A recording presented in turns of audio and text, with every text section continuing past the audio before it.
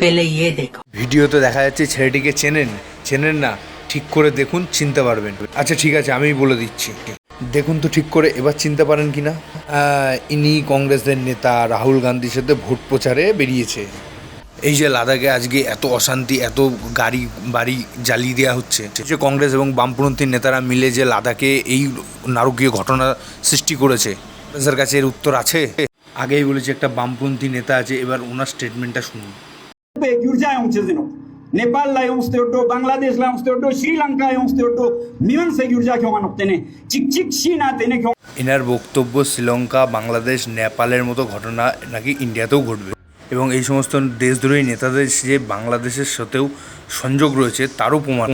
এই যে দেশ জুড়ে এত দাঙ্গা লাগায় এরা দাঙ্গা লাগিয়ে কি করে? সত্তার জন্যই শুধু দাঙ্গা লাগানো?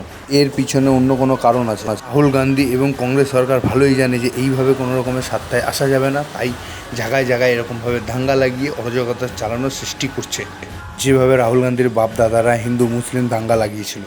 কিছুদিন ধরে সোশ্যাল মিডিয়াতে আই লাভ মোহাম্মদ বলে ট্রেন্ড চালানো হচ্ছে, যা সারা ভারতবর্ষ জুড়ে কিছু ভিড় একখাট্টা হচ্ছে, যা দেশে দাঙ্গা লাগানোর একটা ষড়যন্ত্র চলছে অলরেডি।